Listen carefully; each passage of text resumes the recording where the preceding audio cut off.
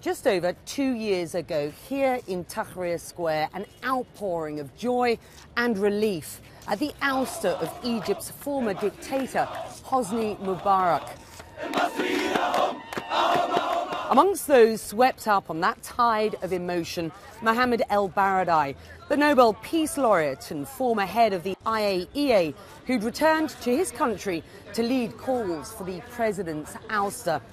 Today, the country has a new leader, but many contend that under Mohamed Morsi, nothing has changed. And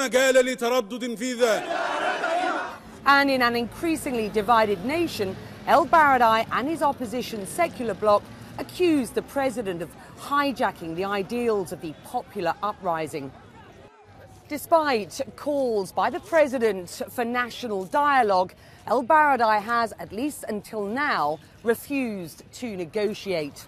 The polarised atmosphere only heightened after a recent fatwa issued by a hardline Egyptian cleric against Morsi's opponents.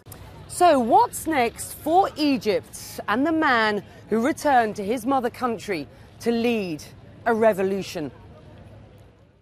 Do you want Mohamed Morsi to step down?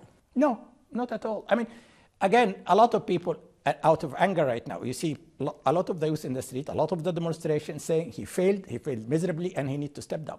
I think, I'm not of that view. I'm saying we need the country to move forward. It is not a question about a person. It is not really at this stage. But you called him a pharaoh. I called him a pharaoh, and he can maybe reform himself and become a Democrat. I mean, he still has a chance. Being an elected president, it's like a driving license. It is not for life. If you make horrible traffic accident, I mean that driving license you will be stripped out of it, like Mubarak did. I put this to you: better the devil you know than the devil you don't. Many people since I've been in Egypt have said to me, we would have been better off with Hosni Mubarak. Unfortunately, people start to reminisce about the time of Hosni Mubarak. I mean, that's how depressed people are. That's how disappointed people are. They were saying, yes, there was a lot of repression. We still have repression. Torture, we still have torture.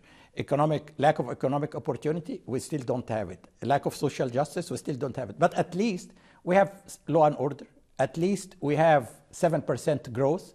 And so people are saying, well, maybe we would have been better off. But nobody is saying, Mubarak, I mean, there was a... Bring him back. No, there was an uprising against Mubarak. But the writing in the wall also for Mr. Morsi, that, if he doesn't shape up, people are not going to, to sit around and commiserate. Is this a failed state, Mohammed? It is right now, it is a failed state. We are very much on the list of the failed state. I think we were number 45 last year. We are now number 31. I mean, it's not the greatest honor to be on the failed state. But by all by all governance indicators, as I mentioned, law and order, political participation, economic opportunities, respect for human rights, we are a failed state.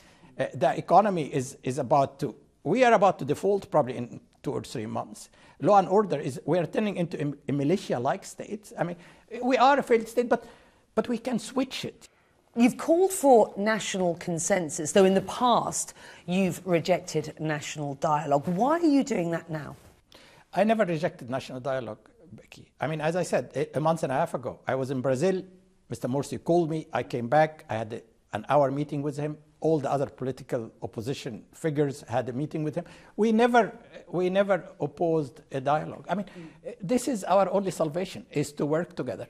But as I said, as I have always said in my life, you have to be, before you step into a political dialogue or into a dialogue, you have to make sure that there is good faith. Would you welcome more overt US support for your opposition movement, or do you think that would be counterproductive?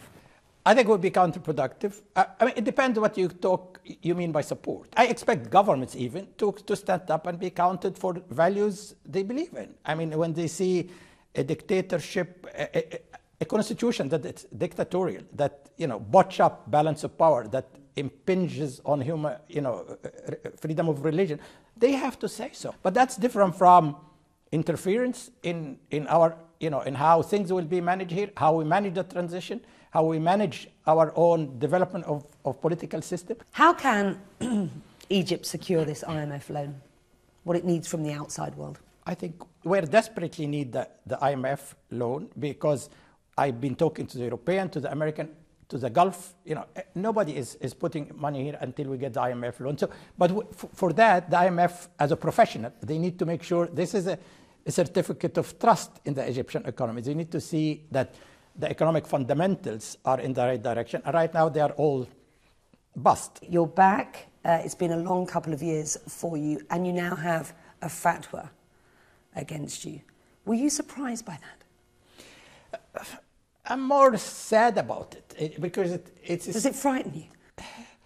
It doesn't really frighten me personally, but it frightened my family. Of course, it restricts my ability to move. But it's sense of sadness I have that we have reached that stage when you are using and abusing religion, for political ends, and we have reached to that level of violence, by providing license to kill in the name of Islam. I mean, it just shows you again how far we need to go to become more tolerant, more open, more inclusive society.